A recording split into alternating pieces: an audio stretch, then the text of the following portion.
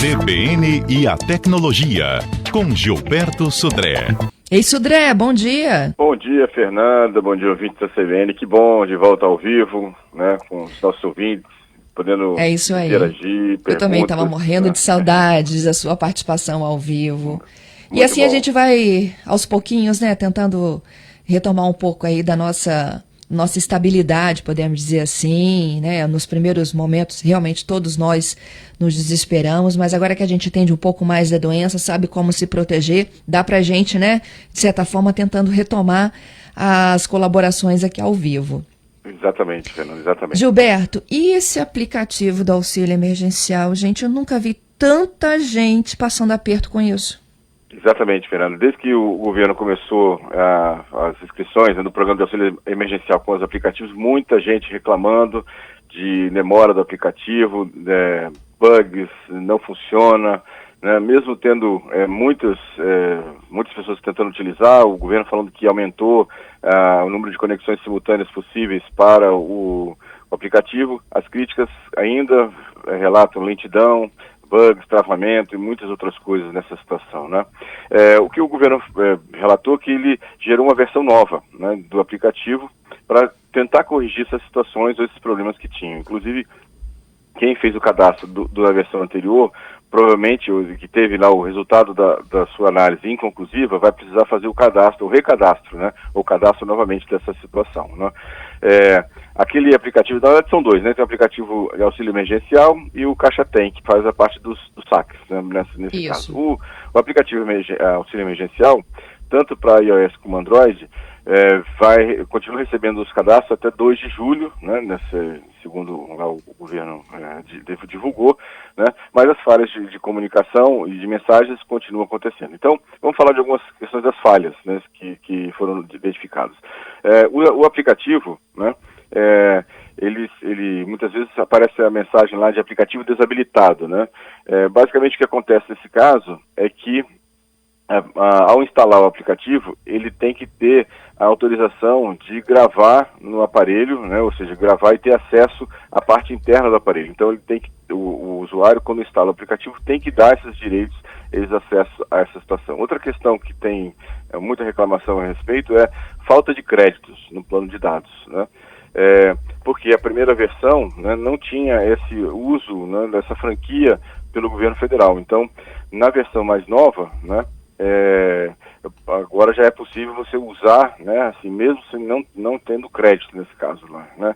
Mas como é que o governo faz um aplicativo sabendo, né, que é para a população que é a mais necessitada e ainda exige que ela tenha crédito? Exatamente. Então, na primeira versão do aplicativo, ele exigia que a pessoa tivesse crédito na área de dados, né, no plano de dados, para poder usar o aplicativo. Depois ela fez um acordo com as operadoras e aí lançou uma segunda versão. Essa segunda versão que realmente agora usaria uma franquia paga pelo governo, né? E aí isso seria tranquilo. Mas a primeira versão, que enfrentou esse problema da falta de crédito para o plano de dados, teria que atualizar para a versão mais nova, né? Nesse caso lá, né? Outra questão é que inclusive nessa questão da versão nova, né, uma coisa interessante é que os usuários de Android, essa versão ficou disponível rapidamente, porque a loja do Android costuma liberar, né, as novas versões de forma mais rápida. Quem tem iOS vai ter que esperar um pouco mais, porque a Apple é um pouco mais burocrática na liberação da segunda versão. Então, a segunda versão já foi disponibilizada, está aguardando apenas que a Apple faça, né, a liberação dessa versão. Então, quem tem Isso Android... costuma ser para mais de 15 dias, hein? Exatamente. Uhum. Então, quem tem a versão do Android, vai lá, veja se está atualizado, vai lá na configurações de aplicativos, entra lá no aplicativo, né, e veja se ele está na última versão. Então, é só entrar lá no aplicativo, ele vai mostrar lá se tem uma atualização a ser feita ou não, né? Então, essa é observar. E no caso do iOS, vai ter que esperar um pouquinho por causa disso. Então, só voltando à questão do aplicativo desabilitado, né, é uma mensagem que aparece, na verdade, o aplicativo ele tem que ter acesso ao telefone e a parte de armazenamento interna do aparelho, para armazenar algumas informações. Então, sem essas duas permissões, o aplicativo não vai funcionar corretamente. E aí eu queria até fazer uma observação, Fernando.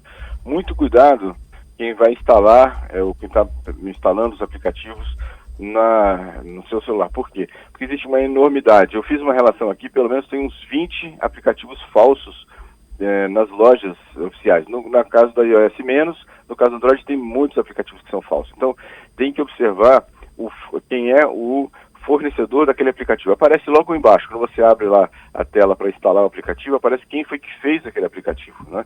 E tem que vir da Caixa Econômica Federal, não é de outro fornecedor qualquer ou de outro fabricante. Não instale aplicativos que vieram por link sugerindo que você instalasse aquele aplicativo, porque tem muitos aplicativos falsos. Na verdade, o que o atacante quer é coletar seus dados para depois usar isso em golpes, ou então, inclusive, se passando por você perante a Caixa, nesse caso. Então, muito cuidado nessa situação. Nossa, Gilberto, quanta dificuldade, né? E as pessoas nessa fila, que infindável, debaixo de sol. Teve o caso da pessoa que infartou na fila lá na Serra. Como é triste. Eu vi, exatamente, né? Ou seja, o aplicativo é uma boa opção. O que me parece é que foi feito de forma muito rápida e aí não tomaram os cuidados adequados, né? E eles, obviamente, que dava para prever que a quantidade de pessoas usando o aplicativo ia ser muito grande. Então, a infraestrutura para isso também deveria ser proporcional a essa expectativa de acesso, né? A gente vê que tem, por exemplo, obviamente que é uma quantidade talvez um pouco menor, mas a gente vê, por exemplo, no caso e também num período mais estendido, mas, por exemplo, entrega de imposto de renda, né? A gente tem uma quantidade grande de pessoas que fazem uso do aplicativo de imposto de renda e você dificilmente vê problemas de sobrecarga, né? Se bem que isso é diluído ao longo de vários meses, né? E no caso desse aplicativo foi um pico num período de alguns dias. Mas mesmo assim, a gente tem tecnologia para poder suportar uma quantidade de acesso dessa natureza, né? Não imagino que seja uma dificuldade técnica, né? É mais uma questão de realmente preparar a infraestrutura para isso. Olha só, tem já algumas perguntas que chegam dos nossos ouvintes, e uma delas é do Rodrigo, nosso ouvinte lá em Aracruz, viu? O Aracruz aqui sintonizada também na rádio CBN Vitória. Você pode ouvir não só no DAI 92,5 FM, como também no aplicativo do smartphone. O nosso não trava, não é isso, Gilberto? Exatamente. E também no site. O Rodrigo, ele diz o seguinte: Gilberto, meu auxílio caiu na conta, mas no aplicativo não consta nada. Diz que está em análise ainda. Pode haver essa incongruência? Pode haver, inclusive existem relatos de crédito em dobro, né? Jesus, Exatamente, tem alguns relatos, né, de usuários que falaram que tiveram crédito em dobro, né, na solicitação que eles tiveram. Então, ou seja, pode acontecer. Isso aí. E a Giovana, ela também disse que foi aprovada quando fez o primeiro cadastro, mas quando ela acessa o Caixa Tem, aí o dinheiro não entra. Pede CPF, trava. Tem uma versão mais nova que o Gilberto estava explicando. Quem já foi aprovado precisa de fazer um cadastro novo?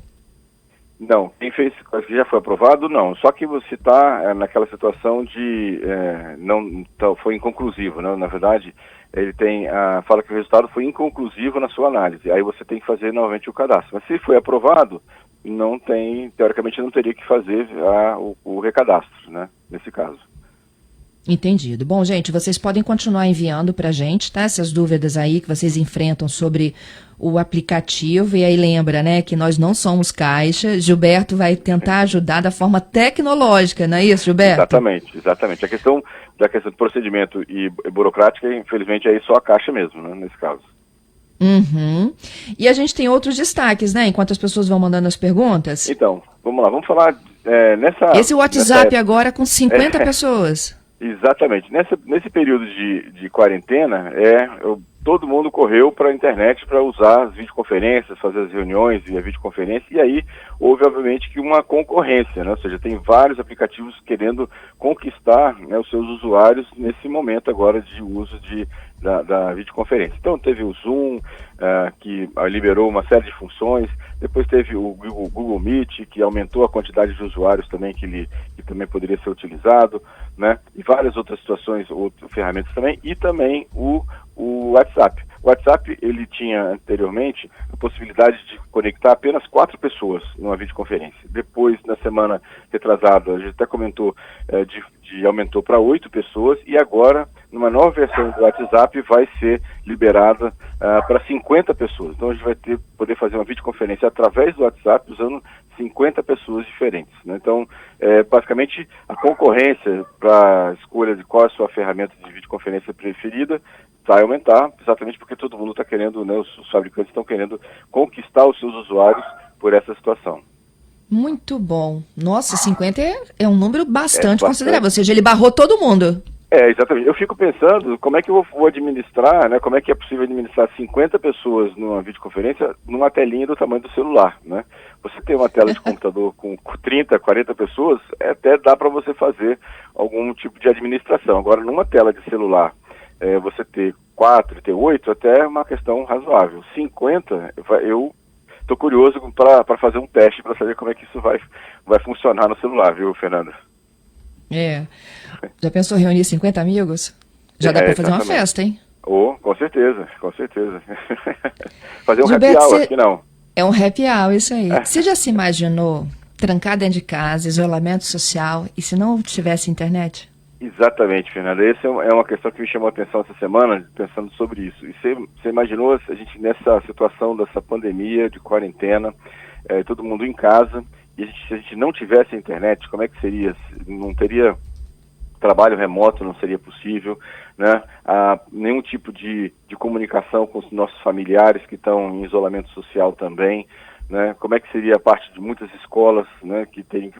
Ou seja, sem a internet hoje, a gente teria realmente uma verdadeira paralisação de toda a sociedade. Seja, ninguém fala com ninguém, a não ser através do celular, através de voz, né? E nada mais. Ou seja, então seria muito difícil hoje, né, talvez até impensável ou impossível usar ou estar nessa situação, né, sem internet, né? Ou seja, sem banco, sem teleconsulta, né? Ou seja, a telemedicina, né? Sem a parte de compras. Imagina como é que você ia comprar, fazer encomendas de produtos se não tivesse internet. Realmente é para se pensar de como é que a gente está hoje numa situação, mesmo nessa situação que a gente tem hoje bastante complicada, numa situação privilegiada em relação a outras pandemias que tivemos no passado sem esses recursos tecnológicos. É bem complicado. Pois é, e aí eu estou imaginando a pandemia anterior, né, que foi da influenza, 1908, sem televisão também. Exatamente, né? Exatamente, imagina, a gente não tinha como ter acesso a informações basicamente bastante limitadas, contatos telefônicos na época eram muito, muito limitados também. É bem complicado nessa situação. Imagino que não foi fácil, né? Já era uma situação complicada e foi bem mais difícil sem ter essa interatividade que hoje a internet permite que a gente tenha entre as pessoas, né, para isso. É isso aí. Bom, Gilberto, como você tem se virado aí graças a Deus tem internet para Gilberto trabalhar, tem internet para Fernanda fazer um programa ao vivo de home office. Mas eu gostaria mesmo de estar nesse estúdio reunida com todo mundo, viu? Eu também, viu, Fernanda? Eu também. Desde que começou a quarentena, estou trabalhando de home office, né? Então, eu faço reuniões de casa, trabalho, crio meus textos, né? Faço minhas revisões, dou as minhas aulas também. As aulas estão todas sendo dadas remotamente, né, para os alunos, que tem sido uma experiência bem interessante, viu? Tanto para os professores quanto para os alunos, né? E essa questão toda dessa mudança de paradigma de home office, de aulas remotas, né? Não chamo de EAD, mas aulas remotas nesse caso, eu acho que vai ter uma mudança profunda na sociedade em relação a isso. Aqueles que acreditavam que isso não era possível, viram que é possível, né, dentro de algumas condições, e acho que a sociedade vai sair muito diferente do que a gente entrou nessa pandemia com essas situações. É verdade, é uma falta assim de perspectiva de quando isso tudo vai acabar, né? Quando a gente imagina que passou da curva, a curva não chegou ainda, quando a gente imagina que descobriu um remédio, não descobriu ainda, tudo está voltando. Eu diria que não tem assim, nesse momento, perspectiva de mudança disso, né? A gente vai, e assim, e segundo o que a gente tem lido, né? Eu não sou médico, mas tenho lido algumas questões que vão ter várias ondas ainda pela frente, né? Não é só uma situação de passou e não volta mais. Na verdade, a gente vai ter uma série de idas e vindas ainda ao longo de todo o período por isso, né? Eu acho que É isso aí. Outro dia eu falava sobre isso com uma das minhas entrevistadas, uma professora da Universidade Federal do Espírito Santo, a gente está falando de que Estados Unidos e Itália já trabalham com essa possibilidade de uma segunda onda entre setembro e outubro, né? Exatamente. E o próprio secretário de Saúde aqui já disse, o Nésio, que a gente deve ter um novo pico no verão, em janeiro. E aí, resumidamente, né, o que ela disse é de que quem não se contaminou pode se contaminar. Então é um novo pico realmente, né, desta pandemia. Exatamente. Que os estados, municípios e o governo federal têm que trabalhar, inclusive, para se programar para o que vem pela frente. Exatamente. Enquanto não tiver Hoje vacina... a gente está socorrendo o que está acontendo, né? Exatamente. A gente está reagindo ao que está acontecendo, na verdade. Enquanto não tiver vacina, a gente vai continuar nessas idas e vindas, né, nesse caso aqui, né, para isso. Gilberto, tem uma pergunta aqui do Israel, não tem a ver com a Caixa não, tá? Mas ele diz que ele está fazendo muito pagamento por aplicativos, tá? Isso. E ele queria saber qual que é o mais seguro na sua opinião, o Mercado Pago ou o PicPay?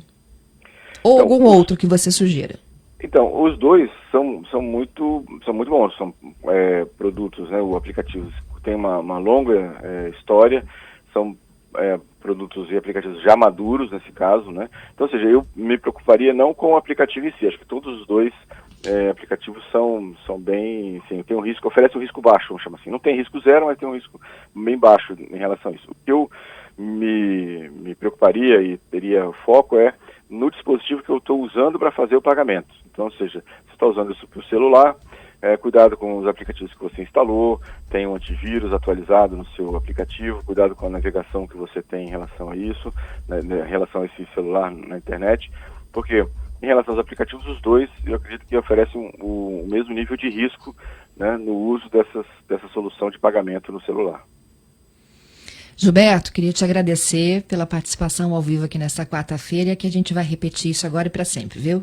Que bom, Fernanda, que bom, fico muito feliz. Obrigado aos nossos ouvintes aí, tenho saudade de todos aí do estúdio, nossos ouvintes também, de a gente bater esse papo ao vivo. Lembrando que todas as nossas conversas aqui estão também nos podcasts, nas grandes plataformas de podcasts, aí os nossos ouvintes escolher aquele melhor desejo, o que ele gosta, o que ele usa, para poder ouvir depois, né, os nossos comentários aí no carro, no ônibus, né, em casa, né, num outro horário também. É isso aí.